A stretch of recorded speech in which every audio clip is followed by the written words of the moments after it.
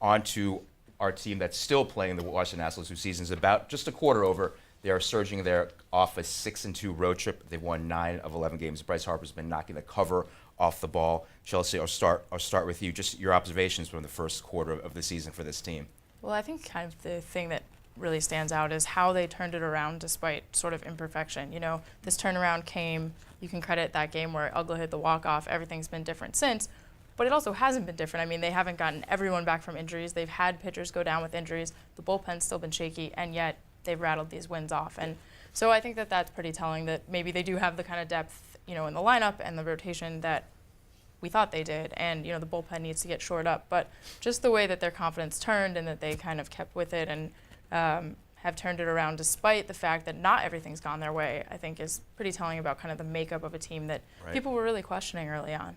Neil, anything stand out to you quarter way through the season for the Nationals? Yeah, I mean, I think that you look at Bryce Harper, and there's true improvement there, right? We can debate whether or not he's going to sustain this home run pace or not. But what I like about his season is obviously the patience at the plate. But now his home runs are coming on pitches outside edge of the plate, and his power was low and in before. So if the pitchers start to adjust and say, well, he's hitting everything on the outside of the plate, so now we got to pitch him in, he's still going to crush the ball. So it really makes a dilemma for opposing pitchers. So huge improvement there. Hats off to him. I mean, he's right now got to be, the MVP of the National League, and he's having a great season. And it should continue. Whether the power numbers continue is up for debate. But by and large, we are looking at a different Bryce Harper, and he's much better for it. Yeah, Des, is that Bryce Harper the standout for you in the first quarter of the season, or are there other areas of the team you've looked at? I think he's clearly the headline. I mean, he's on an MVP pace. He's putting it all together. He's a huge star. I mean, certainly that's the biggest story, just in terms of what immediately meets the eye. You know, I remember going into the season, as Chelsea touched on, the bullpen was a big question mark. It looked like just about the only question mark for this team. And you'd have to say they've done an okay job. They start off very shaky, as she said, but you know, things seem to. Storen's been great at the back end, which really helps. You know, and I think. That'll sort itself out, as she mentioned. And I think the other storyline coming into the season was Yunel Escobar, the new addition, and he's been amazing. You know, Ian Desmond. 5-hit games, yeah, not bad. I mean, who knew that the infield would feature Danny Espinosa and Yunel Escobar, and Ian Desmond and Ryan Zimmerman would be scuffling along here? I mean, so you know that really stands out to me. That's an inversion of what we would have expected. Yeah.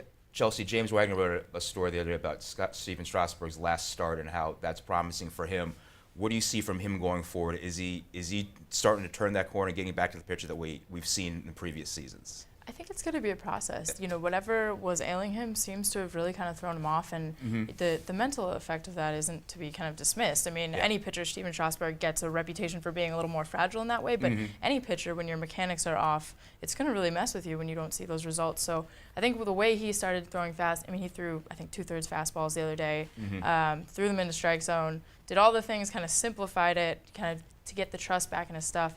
I do think that was a big step, but I don't think you'll see dominant Steven Strasburg immediately. There will be some time, I think. Take a while. Neil, the offense obviously has been going on like a great clip, but pitching in the playoffs is what's going to win it for him. What are your thoughts on where the Nationals stand pitching-wise? I mean, they're great pitching. I think even with Steven Strasburg's struggles and some of the injuries, I mean, they're still solid. They have Scherzer, they have Zimmerman.